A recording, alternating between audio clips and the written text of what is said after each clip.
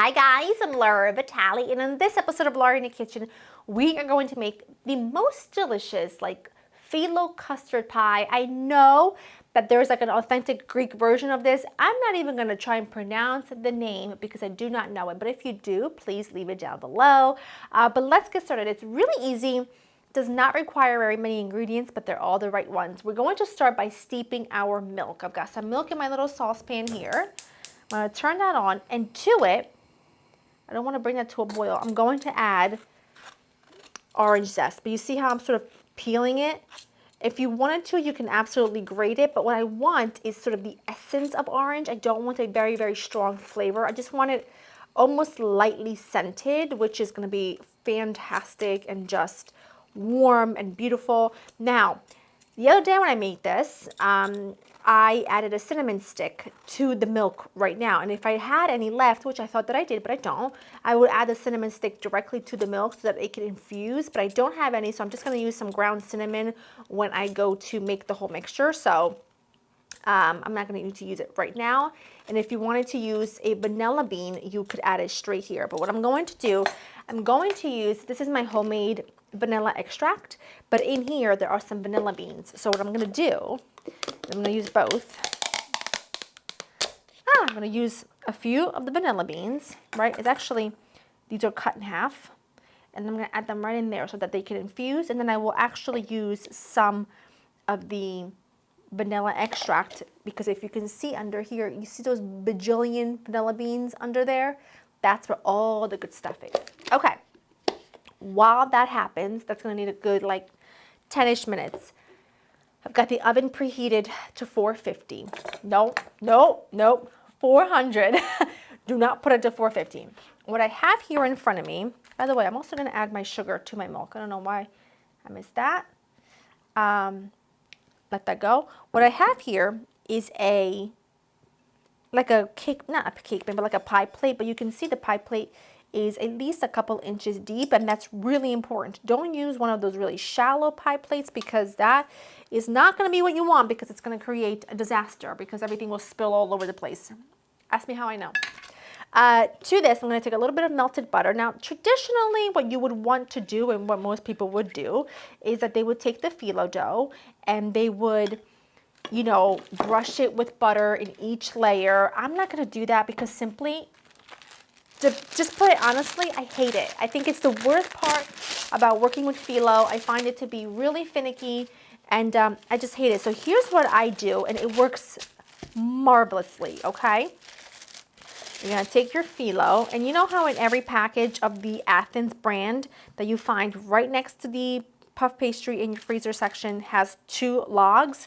You're just going to need one of those logs. You're going to take your phyllo one piece at a time, and if it tears, it's really not a big deal at all. It works out perfectly in the end, and sometimes they'll stick together and it can be a bit of a pain. And just keep it covered so it doesn't dry out. Imagine this being one sheet. You're just going to do one of those.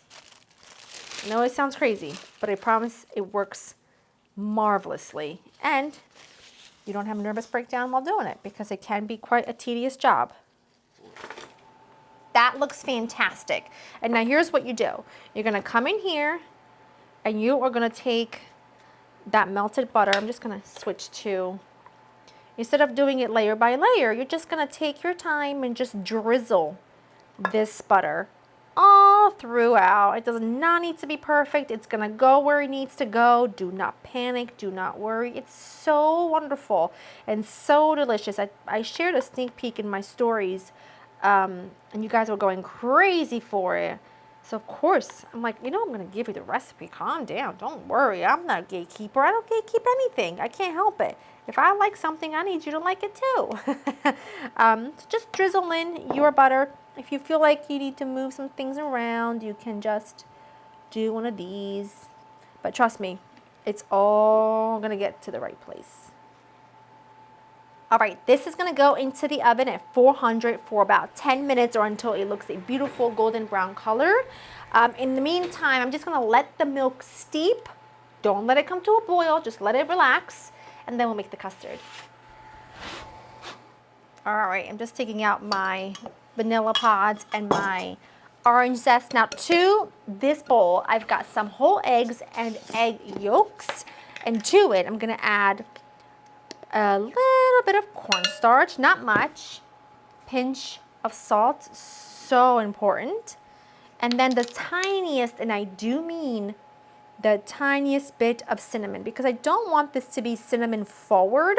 I do want it to be slightly scented. And like I said, it would be better if I had a cinnamon stick so that I could let it infuse, but I don't. So I'm just gonna go ahead and use a pinch of cinnamon.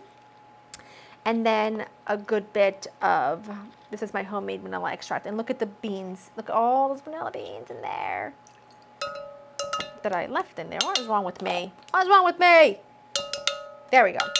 Okay, now, taking my little half, what I call my Maggi whisk, and I'm just going to whisk the eggs. And at the very beginning, you'll feel like there's some lumps in there from the cornstarch, but then what starts to happen is you are going to stream in your milk a little bit at a time so you don't get curdled eggs. And as you add it in there, it just kind of becomes, it melts, and then it just becomes perfection. I took my Filo out of the oven. Look how good it looks. It looks beautiful. That is exactly what you want it to look like. I don't know if you can see in the custard. Probably can't. I need a camera like on my chin. But look, it's really smooth. And any lump of that cornstarch just disappeared.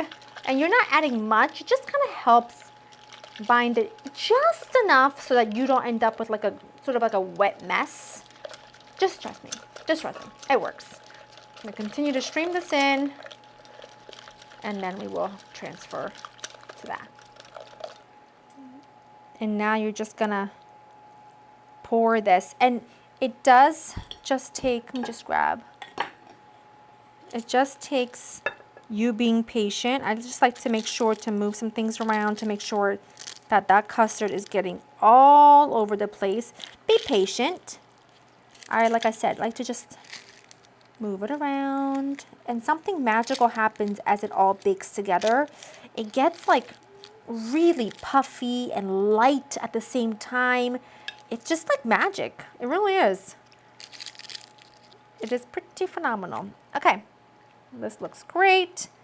And it's just gonna go into my oven again, 400, this time about 25 minutes. I will show you what it looks like when it's done. And the reason why I have it on this baking sheet is because it's a little bit easier. Anytime I'm working with like a pie plate or anything round without any like easy to access edges, I always put it on a baking sheet so that I can just literally slide things in and out. So I'm gonna pop this in. When it's ready, I'll let it cool for 10 minutes and then we're gonna dig in. All right, this went back in for like 22 minutes. You wanna let it cool for just a little bit. It's been cooling for like, I'd say maybe 10 minutes. Loosen it up. There's something so, I don't even know how to describe it, like magically rich and creamy yet light about this. Like, can you tell? It's like bouncy. I don't know, it's just like so phenomenal. And I can smell the orange, I can smell the vanilla, I can smell the cinnamon. You do need a little bit of powdered sugar on top. You can also do a little pistachio action on top. And then go right in. And it's like really custardy and delicious, but sets, you know?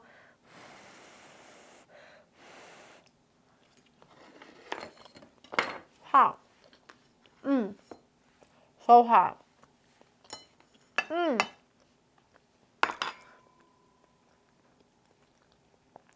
So hot, but the texture is like a creamy, delicious delight. I don't even know how to describe it. You just need to go to LauraInTheKitchen.com to get the written recipe. Let this come to room temperature. It really is best when it's at room temperature. I would do some berries, maybe some chopped pistachios on top, and a little extra powdered sugar. Divine. Hope you enjoyed spending time with me. Like I said, the recipe will be on LauraInTheKitchen.com, and I will see you in the next one. Bye. Hot.